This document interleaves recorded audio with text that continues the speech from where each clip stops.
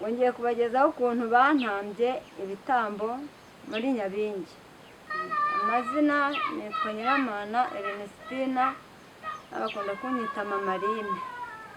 Bantambye igitambo muri Nyabingi, ariko Imana yo yishakira igitambo. Amaze kwishakira igitambo, ubwo maze kumbwira ko yishakiye igitambo, hapfuye ingurube imaze kubwagura ibyana 10, ariko icyo 11 gisigaye mu nda bakikuyemo yapfuye. Ntabwo banyuzwe, barakomeje turabana, ariko njye tukabana numva nta kibazo, mbafata nk'ababyeyi banjye nkuko twatumaranye imyaka 9, numva nta kibazo ari bo babyeyi mfite, ariko numva ari bo niyumvamo, numva nta wundi muntu w'umuvandimwe cyangwa w'umubyeyi wundi mfite. Barakomeza rero bakongera akambwira ati umwana wanjye inyota yanyishe, ushigishe agashera ko kunywa. Naho agashera nagashigisha bakakantambiraho. Bamaze kuntamba bwa kabiri barantambye n'ubundi, Imana irongera irambwira ati mwana wanjye bongeye bagutambye, ariko njye nishakiye igitambo, ntabwo uri uwo gupfa, ntabwo uri uwo gupfa. Ubwo n'ubundi igitambo Imana yaragishatse, hapfa inyana yendaga kwima. N'ubundi Imana irambwira ati icyo gitambo ariko nubona ibitambo nkutambiye ntukabirye. Ibyo bitambo ntabwo nabiriye. Ubwo iyo nka n'ingurube sinigeze njyaho. Ntabwo banyuzwe, hashize iminsi birakomeza turabana nta kibazo, turabana. Igihe cyarageze n'ubundi ntabwo bongeye kunyurwa, barongeye bantamba ikindi gitambo. Noneho hapfuye intama. Ya ntama kubera Imana yarambwiye ati n'ubundi bagutambye igitambo, ati n'amaraso yawe rwose umva, ati ngariye rwose byari byarangiye. Bwarakeye tubyutse dusanga ya ntama bayitwaye, baragenda bayikatira mu marembo. Nuko birangije intama turayibura, dusanga ikiziba cy'amaraso aho kiretse. Bibaye aho ngaho turakomezanyije n'ubundi, kubera ko n'ubundi buriya cyo nkundira Imana nta kintu kijya kubaho itabanje kukikubwira. Iyo usenga neza ugahamanya n'Imana, ntabwo ushobora nta kintu kijya kitugeraho tutabanje kukimenya. Ubwo byabayeho, bibaho ngaho, ntabwo banyuzwe. Igihe cyarageze bakaza bakanshyirira ibintu mu nzu, nkabibona ibintu, nkahamagara abaturanyi nkabibereka, bikabaho. Ariko nabo kugira ngo mpamagara abaturanyi niba nabanza guhamagara nkabibereka, n'abaturanyi nkabahamagara nkabibereka.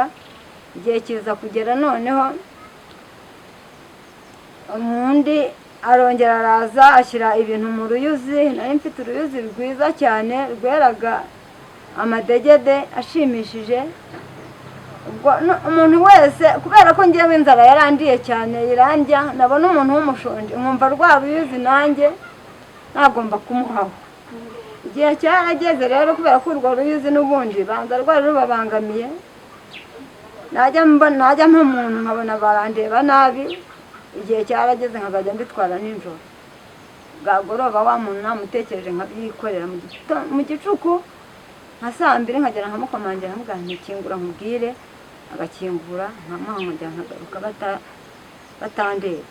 Igihe cyarageze rero, bigeze aho ngaho babona ntibanyuzwe, nibwo banterereje Nyabingi y'inzoka.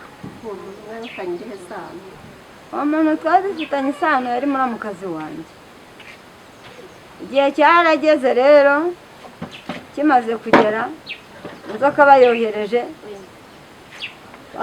uwo munsi, ntabwo nanaryamye ku buriri, nanagiye ku buriri ngiye nsangaho ibintu bimeze nk'ibintu by'ubugwegwe gutiya ku musego, ntinya kuburyamaho.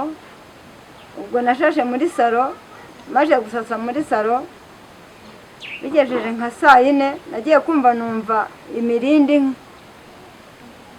iciye mu marembo, ibintu byahagera nk'imbwa. Mpita ntokeje nti mu izina rya Yesu, nizo mbwa zirajyaho izi saha. Numva biciye mu gikari, ariko nkajya byaciye mu gikari birakomeza mu irembo ryo mu gikari naho ni cya kiyoka kirimo kuzenguruka inzu. Ngewe umwanya kirimo kuzenguruka uko nagatokesheje cyahise kimpumnika nza nkufashwe n'agatotsi. Uko naryamye nubitse inda ndimo gusoma gutya muri Bibiliya mfite agatara ka telefone, nagiye kumva numva cya kintu cyageze hafi yanjye cyaho nari ndyamye kubera ko cyari cyamunitse nabaye nkufashwe n'agatotsi. Nagiye kumva numva cyahagiriye hafi yanjye, nahise nshiguka ntokesha ni mu izina rya Yesu. Ngeze gutya ndebye mbona ni ikintu cy'ikiyoka kinini kirimo kurabya indimi nk'eshatu. Ngo nahise mpaguruka vuba vuba mpita ntokesha hirya yanjye hari ibishyimbo muri saro gihita kirukankiramo. Kimaze kwirukanka ndabyuka fata Bibiliya ndasenga kubera ko n'ubundi cyaje ndimo kuyisoma. Maze gusenga Imana impa amagambo muri Matayo ibice 18 guhera ku murongo wa 7. Maze kubisoma ubwo ndakibwira ntumva dayimoni nimba uri ihembe nimba uri igitega nimba uri nyabingi ivamo nkwice. Maze guhabwa imbaraga n'ubutware n'ubushobozi. Ikintu cyakomeje kisaranga mu ibyo bishyimbo nticyasohoka kigaca epfo kikabona ndakireba, kigaca ruguru kikabona ndakireba. Nari nafashe giriyaje nari nasaguye ku madirishya. Ikintu kibayemo ndasenze kiri muri ibyo bishyimbo. Igihe kije kugera Imana imikorasi irakorasi ngo guma kubirindira ugume ku gicaniro. Ngo imirindi y'Uwiteka ndayumva mu mwuka, ndayiririmba ndayibyina. Icyo kintu kirimo birangije uko nayibyinaga niko nongererwaga imbaraga, uko nayibyinaga niko nahabwaga imbaraga. Imana inyuzuza imbaraga. Cya kintu cyabonye ko n'ubundi nta kundi cyahise kivamo kiviramo nkagaruka ku rugi rwo ku muryango, kivamo cyicarira umurizo kikaza cyifora kikansimbukira. Cyasimbuka nkagikubita ya giriyaje akivuga nti ndakwica mu izina rya Yesu. Nagikubise giriyaje 3 kinanirwa kongera gusimbuka. Noneho kiza kinsangisha umusaya gishaka kunsinagiraho umusaya. Ikintu naragikubise ikintu ndakica. Maze kukica cyahise kiva amaraso yuzura saro. Ya maraso yagishizemo noneho ukajyana uruhombo ntoboye rw'amazi. Amazi avamo menshi. Kimaze gushiramo ya mazi nibwo cyapfuye. Naho kimaze gupfa ikintu nakomeje kubaho ngaho mfata intebe ndavuga nti iki kintu njya kuryama none cyanzukana. Ikintu nafashe intebe nkiryama iruhande na ya giriyaje nakicishije. Njyama iruhande rwacyo ariko ntasinziriye. Mbaye aho ngaho bigejeje saa 11. Saa 11 zarageraga nabyukaga kare nkajyana nkamukukira nkamukorera amasuku nkakubura nkajya guhinga ariko ya mirimo y'amasuku nyirangije. Ngo n'ubundi iyo myaka 9 nari mazeyo nayimaze n'ubundi mukorera ayo masuku. Ariko ubwo namaze kubyuka mu icyo gitondo k'uwo munsi icyo kintu nakishe naragiye nsanga yagiye kare na ya mase nakukaga yayakutse imbara yakubura simbizi. Ngo nagiye nsanga yagiye. Nsanze yagiye ntabwo nigeze mvuga, nahise nsubira mu rugo. Ngenda ndicara buracya neza maze gucya. Umuntu wa mbere yaraje ndamuhamagara yari umwana w'umuturanyi. Araza arebye umwana avuze induru ati iki kintu abantu bose baza birukanka baje kureba. Abantu baraje bararebye ariko ubwo yagiye. Abayiyo yongeye kugaruka saa 3 z'amanywa. Ariko ubwo nanjye cya kintu naza kugikura mu nzu kugira ngo ntazabivuga akavuga ati ni amagambo cyane impuha. Nakigumishijemo aho azakazira nkaho yaje nk'uko bisanzwe mu rugo. Yahise azamuka asa nk'ujya ku isambu. None amaze kugenda njyewe naramubonye azamutse agiye ku isambu. Nabwiye umwana ntirukanke ntumbwire mukecuru ati bakubwire. Yaraje ageze mu marembo mbona afite ubwoba mpita gutya amaboko mu muryango agenda yiyegereza ku rugo. ageze hafi n'umuryango ndamubwira nti yewe ni ikintu naguhamagaraga nagira ngo nkwereke ikintu cyari kitwishe nijoro. Nagira gutya mvuye mu muryango imba yarakirebye niba atarakirebye yahise yirukanka arambwira ngo mama Aline we ngo iki kintu sinakireba ngo narara nkirota. Ubwo yarirukanse kuva ubwo sinongeye kumubona, yaragiye yirirwa iyo. Ubwo yaje saa 3 z'amanywa aragenda yirirwa iyo, saa 9 ziragera atari yaza. Ubwo ibyo kurya by'ijoro naragenda mutekera mbonye bwije ndongera ndagaruka. Ngejeje nka saa 2 numva arampamagaye ahagaze mu rugo iwe, nanjye ndi iwanjye ndi mu nzu numva arahamagaye ambwira ati naje. Ni nta kibazo natunganyije ati n'ubundi mba nzi ko nasize umukobwa ati nta kibazo. Ubwo ngubwo n'ubundi sinongeye kumubona kuva icyo gihe. Bwarakeye n'ubundi ya saa 11 n'ubundi nasanze nasubiye gukuka, ntabwo nongeye kuvuga ngo sindi busubire. N'ubundi yasubiye gukora ya masuku ku bukeye. Naragiye n'ubundi nsanga yagiye nanone. Ubwo n'ubundi nakoze amasuku mfata isuka njya guhinga, ubundi twarahinganaga nyeberwa aho yagiye n'ubundi njya guhinga ahanjye. Ubwo n'ubundi byagejeje nijoro ntari namubona.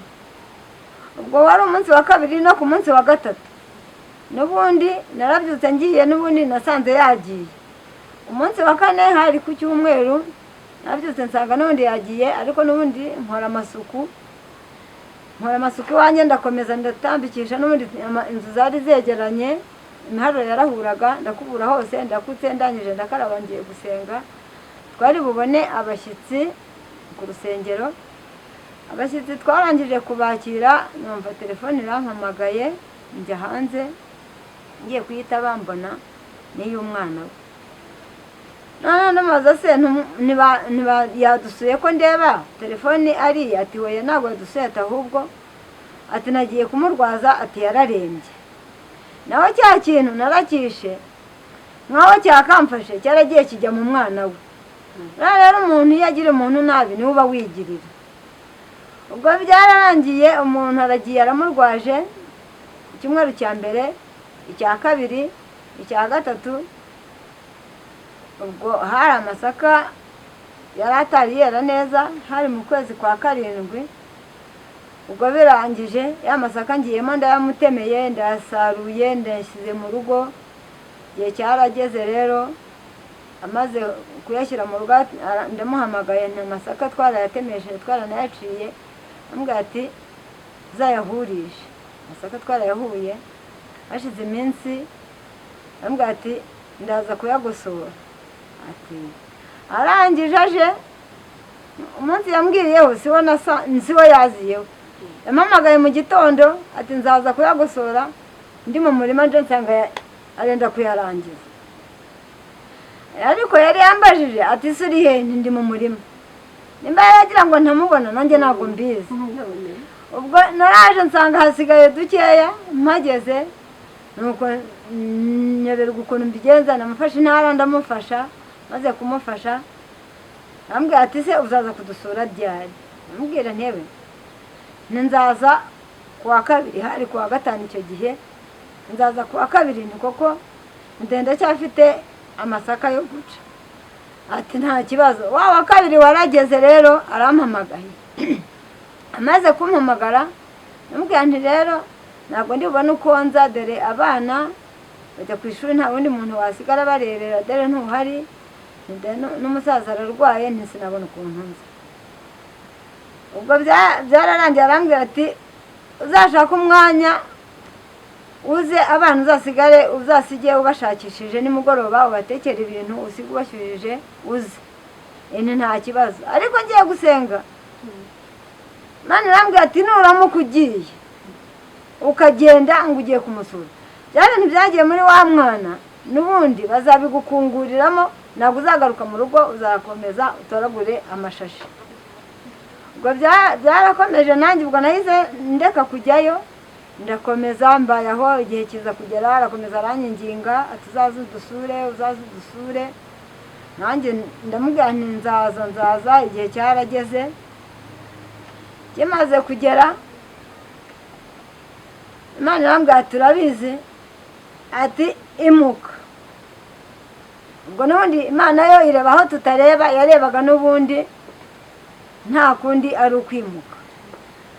ubwo imbwiye ngo nimuke narayibajije ntise mana ndimuka ubu ko nta mafaranga mfite yanyimura kuriya nta n'ikindi kintu nkuraho cyo nakuraho amafaranga kugira ngo nimuke nzimukane. Mana irambwira ati nta kibazo mfitanye n'amafaranga, nta kibazo mfitanye n'amafaranga, amafaranga arahari, itegure wimuke. Igihe cyarageze rero ndimo kwibaza ahantu itike izava, tukaba twari dufitanye imigende 9 mu gishanga. Ngiye nibaza ahantu nzakura amafaranga, ariko Imana yo ica inzira aho zitari. Imana yaciye inzira iragenda imukura hahandi ho yarari, maze kumukurayo iramuzana, aza kumbwira ngo tujye kugurisha migende. Kandi ahantu yarari pe ni abantu bifashe bafite n'amafaranga, ariko kubera Imana yashaka kugira ngo mbone amafaranga yamukuyeyo. Ndagiye araza ati tujye kugurisha imigende mu gishanga. Yaraje ya migende niyo yishakiye umukiriye. Maze gushaka umukiriye wa mbere yaraje, turagenda tugeze muri cya gishanga yampaye amafaranga 70,000. Amaze kuyampa nje mubwiye ati reka da, ati kereka naduha nibura 80.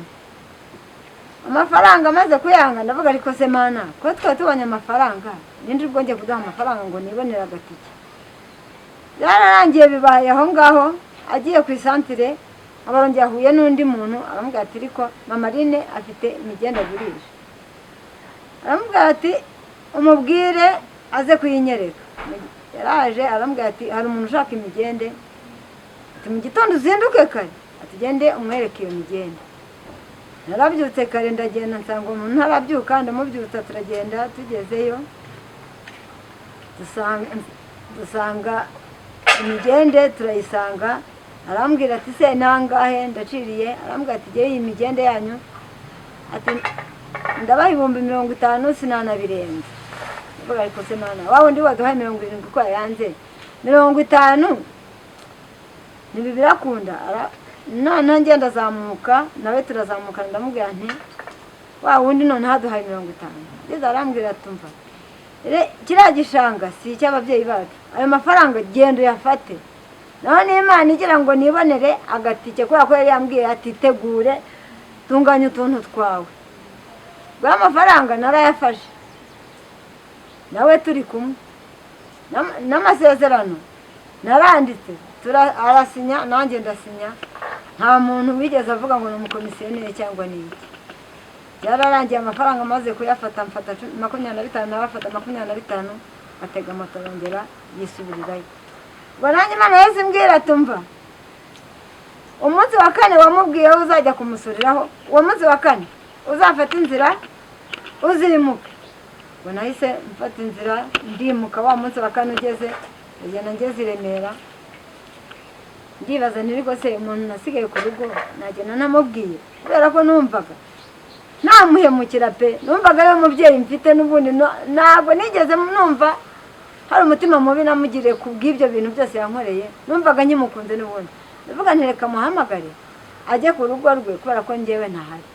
Naramuhamagaye, maze kumuhamagara amubwira nti ntabwo mpari. Ati se namuhamagaye nkimuhamagara arambwira ngo se nguraje, kubera ko twari dufitanye gahunda y'uko nzabasura.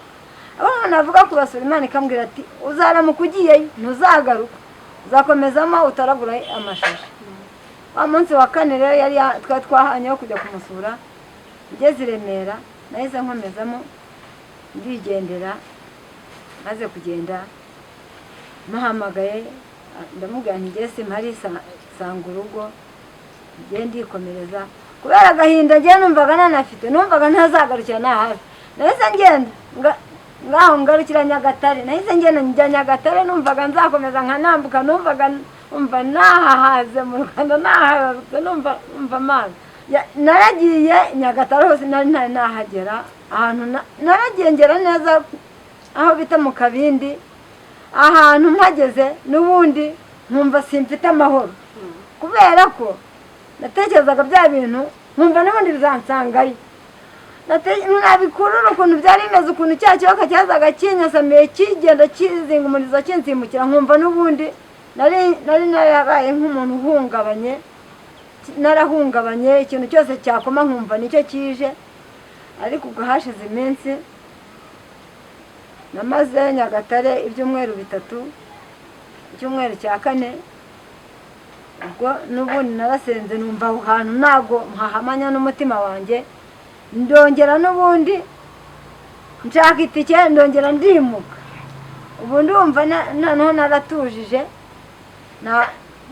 kubera Imana ndasenga za Nyabingi Imana izinkuramo bya bintu byose byaraga binkanga biza biniga byose Imana yarabinkijije ubu ndashima Imana ko yankuye muri iyo Nyabingi ndashima Imana yuko yangiriye neza ndashima Imana yuko ibintu byose byararaga biza nararyamaga singira amahoro nkarara nzenguruka mbona ibintu nanjye ntazi ariko ndashima Imana ko numva nta kibazo nkifite